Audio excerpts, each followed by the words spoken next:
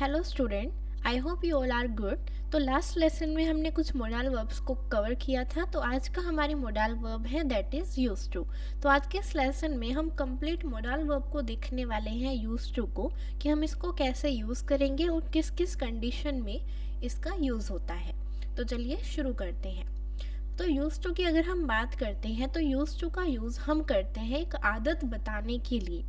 आदत जैसे कि आपकी कोई आदत होती है, आप कुछ काम करते हो या आपको कुछ किसी काम को करने की आदत है, तो इसी तरीके से हम कोई आदत बताने के लिए यूज टू का यूज़ करते हैं।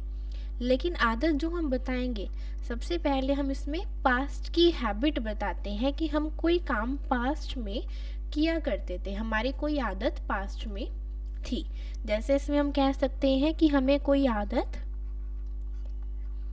थी या हम किसी चीज़ के आदी थे। ठीक है, आदी होना वही मीनिंग है कि आदत होना। तो आदत होने के लिए ये आदत थी हमें किसी चीज़ की पास्ट में, तो इसको हम पास्ट के लिए यूज़ करते हैं जब हम कोई पास्ट की हैबिट बताते हैं कि हमें किसी चीज़ की हैबिट थी, हम कोई चीज़ किया करते थे। लाइक आप कहते हो कि मैं पहले डेली स्कूल जाया करता था, तो हम क्या कहेंगे, आप जाया करते थे। तो इसको हम बनाएंगे किस तरीके से, यूज्ड टू के यूज़ से। तो हम कहेंगे I used to school daily, क्योंकि यहाँ पर हम बता रहे हैं कि हम डेली स्कूल जाया करते थे, use to go to school daily. तो जब हम कोई पास्ट की हैबिट बताते हैं कि हम कोई चीज़ किया करते थे, तो वहाँ पर हम यूज़ करते हैं किसका, यूज टू का, कोई पास्ट की आदत बताने के लिए। तो जब हम इस तरीके की सेंस लास्ट में देखते हैं कि हम कोई काम किया करते थे, लाइक आया करता था, जाया करता था, या वो ये काम किया करती थी, तो इस तरह की जो सेंस होती है कि किया करते थे या जाया करते थे, हुआ करता था, इस तरह की सेंस इन सेंटेंसेस के अंदर आती है। तो यूज टू का इंट्रोडक्शन हमने देखा। इसका यूज़ हम कब करते हैं, जब हम पास्ट की कोई हैबिट बताते हैं कि हमारी कोई आदत थी, हम किसी चीज़ को किया करते थे। तो सबसे पहले आता है पॉजिटिव सेंटेंस। जब भी हम पॉजिटिवली बताते हैं कि हमारी किसी चीज़ की आदत है, हम कोई चीज़ किया करते हैं, तो उस हैबिट को बताने के लिए हम यूज टू का यूज़ करेंगे पॉजिटिव में।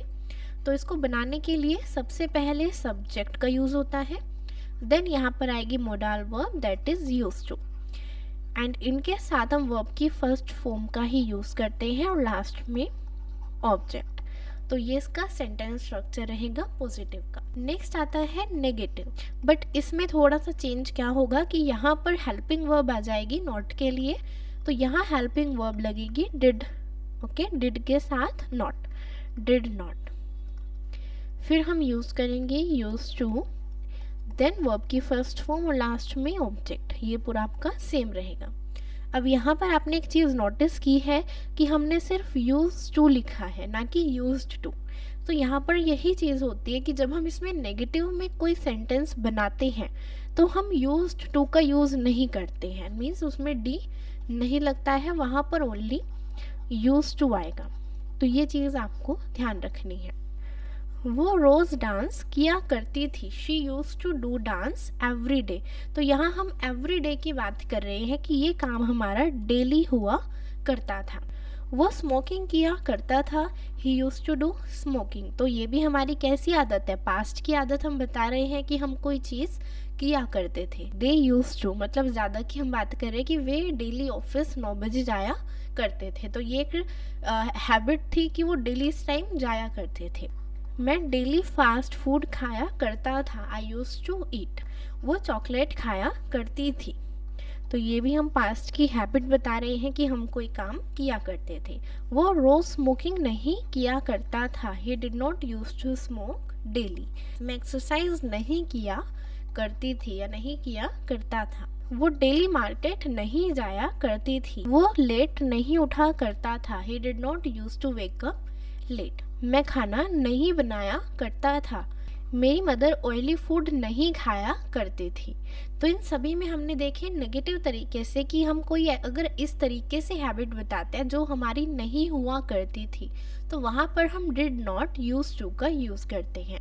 और जब हम पॉजिटिव में बताते हैं कि हमारी कोई हैबिट थी, हम कोई चीज़ किया करते थे, तो यूज्ड टू का यूज़ करते हैं इस तरीके से।